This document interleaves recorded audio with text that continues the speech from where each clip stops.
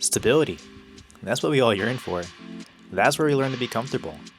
But is that where we truly get tested? What if we're capable of more than what we've set out to be?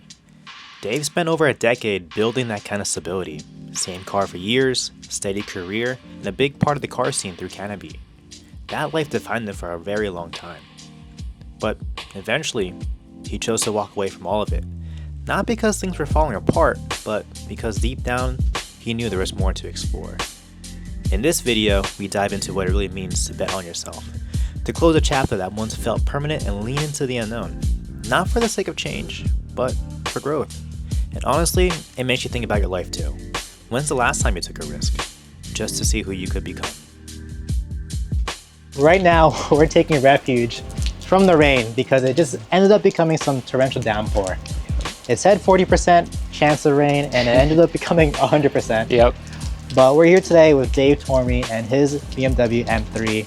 And one thing that I always wanted to tell you is that you are such an inspiration to me as a photographer. I've been in a rut for a while. I didn't want to really shoot. And Dave, when I saw your photos, it really inspired me to get back in the game. Thank you. And I just kind of want to know a little bit more about yourself and what you do. I'm an automotive photographer from Pennsylvania, and I own and operate my own business called Enthusiast Spec, and we specialize in photographing and filming clients' cars primarily for auction sites like bringatrailer.com, but also other auction platforms, and just in general marketing collector, classic, and exotic cars for sale. What really got you into like photography and cars? My dad's always been a car guy, so growing up, he just always had this knack for rattling off the names and model years and colors of different cars over the years. And I guess, I didn't realize it at the time when I was just a kid, but I kind of absorbed that. It's probably what, I attribute my love for cars to, and that just has grown over the years, kind of with the blog, with the car show, with my photography. And, photography, to answer your question, kind of, I really got into it when I first got my license in my first car. So I had a camera, probably one of my first, if not my first, film cameras at the time. And, I think before I got a car, I was just kind of messing around taking random photos. But then it was once I got my car and once some of my close friends got their first cars, then it was like, it became a thing. Like anything, I guess, it just kind of grows from there. It's these things that we love. My photography background's really all self-taught. I didn't go to school for it. I didn't necessarily see as much as I loved it at the time, I didn't necessarily see a path to like making a career out of it. All of my entire family, everyone's an engineer or an architect, so it didn't cross my mind, or I didn't think it was a viable option at the time. So I went to school for business. Graduated, I got my first job at Johnson & Johnson, and I worked there for almost 15 years, and all while working there, I still did the cars and photography on the side, but despite the fact that I think for years I knew that's where I really felt like I could be myself, where I felt the creative side come out, where I really I guess had, felt true enjoyment out of what I was doing. I just didn't see necessarily the path to how I could make a career out of it. Whatever I maybe made here and there, like doing a photo shoot or shooting a feature for a magazine or that all went to like car parts and camera equipment, just fun stuff. And then fast forward to 2020, a friend asked me to take some photos for him for a car that he wanted to sell and bring a trailer. And I said, sure, local old friend of mine. And one just kind of led to another, and then I kind of thought, hey, maybe there's something here, maybe I need to give it a name, and that's kind of where Enthusiast Spec started. When I first met you, yep, I knew you as the guy at the S2000s. Yes. You had two of them at the time. You had a silver one and you had a blue one. I think the silver one's later, the blue one was first. That's right. Similar spec from what I remember. Kinda, yeah. You had the Muse R1 bumper, just different colors. I think you also had OEM hardtops? Yes, on both of them.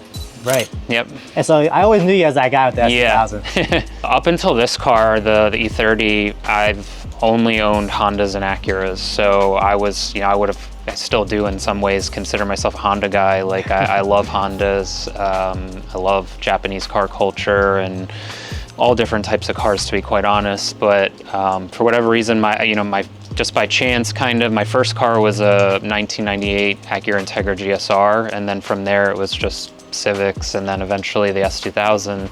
And yeah, I just, I guess in the Honda world at least, if it's, you consider yourself a Honda guy, you kind of follow this progression of either Civics or Integras from like the 90s or 2000s if you grew up in that era. And then eventually you kind of work your way up the food chain, so to speak. So it was like, oh, the dream to get into an S2000 someday, and then maybe an NSX. And so I had the blue AP2 Laguna Blue Pearl for 10 years. And then later, the last year or two of that ownership, I also bought a Silverstone Gray AP1. And yeah, it was cool for a while to have both. My wife would drive one, sometimes I would drive the other. We'd go out for drives. But the pandemic hit us. I had just finished up First Class Fitment the last year. We had celebrated our 10th anniversary, and I wasn't driving the cars much. And I just, it was at that point I also had started thinking about kind of taking the leap and leaving my corporate job.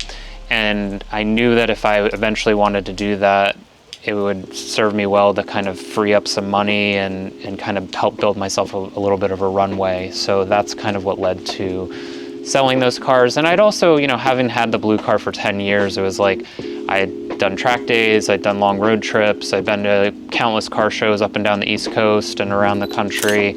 And I felt like I had done everything I really wanted to do with the car, and not only in traveling, but also like I tried multiple sets of wheels and different looks for the car. So kind of had my fun, and I was just ready for a change. Right. So I guess in a way, people would say that the Honda S2000 is one of the best driving experiences that you could personally have. Yeah. And I think people could also say the same thing about the BMW M3. This is the first generation, That's right. the E30, and from my understanding, it's a homologation because back then, Mercedes was ruling the DTM race series. Yeah. And BMW was like, I want to get a piece of that. And they wanted to compete in that kind of series. And the E30 M3 is the first generation of the M3 that many of us know and love today. And, we're now several generations in that lineage of M cars. And yeah, I mean, a lot of people know it and recognize it for the boxy fenders. I was just a couple years old when this car was first introduced, but from what I've been told and just in reading and talking to enthusiasts that were, around at that time when the car first was released, it wasn't necessarily received very well, or the look was maybe a little bit polarizing at the time with the boxy fenders, because you have to think like the non-M version of this car had already been out for a few years and didn't have this kind of boxy wide look to it. It's like many cars that we now look back on fondly, they weren't necessarily well received initially, or they didn't sell like crazy, and then it's not until years down the road that maybe the people appreciate them for what they are, or look back on them more fondly. But to your point, the E30 was a very successful Group A, Group B race car, and I think it's actually the most winning car or chassis of that era. And it's a fun car. Everywhere I go, I meet people at car shows, or even just sometimes driving around, that have stories about them, or knew someone that had one, or they had one years ago. And so it's I didn't intend it to be one, but it's like this great conversation starter, or fun, just piece of history that I get to kind of carry the torch on, if you will. So it's been a fun, ownership experience in that way. So what made you want to buy the M3, first of all, going from a Honda guy into now a BMW? I think part of it's just my experience actually as a photographer, and as photographers, we're fortunate to shoot a variety of cars, hopefully meet different types of people and enthusiasts. And you might relate to this, John, but sometimes as a photographer, when you hold your camera up to your eye, there's just certain cars that get you excited, or that evoke a different feeling out of you and some maybe don't, right? And it's just, it's hard to explain, but the E30 and specifically the M3 is kind of just always stuck out in my mind or my memory over the years as one of those cars that I've just always enjoyed being around and experiencing. And so, you layer on the history and yeah, just the aesthetics and its racing pedigree and just some of those old cool photos of DTM racing. It just felt like, you know, I guess getting older, just feeling like I wanted to experience like as many different cars or experiences as I could, and having like kind of checked the box, I felt like on the S2000 and several other Hondas and Acuras. I felt like, you know, let's try and enjoy an older classic car and something different while I can. So speaking of experiences, what is the best experience you've had so far with the M3? It's hard to pick just one, but so I've only had the car for a little over 2 years, and I feel like I've jammed like 10 years of ownership in 2 years. And just a few months after we bought the car, my wife and I actually shipped the car from here in Pennsylvania out to Oregon, and then drove the car in a rally out in Oregon, and then drove it cross country back home. That trip in general is, you know, probably one of my favorite memories, but more specifically, I guess, there's a day on that trip where we actually were driving back home at this point through Colorado. Snow had not yet hit in Colorado, although that time of year it certainly can. And sure enough, as we were entering Colorado, they were starting to get their first snow.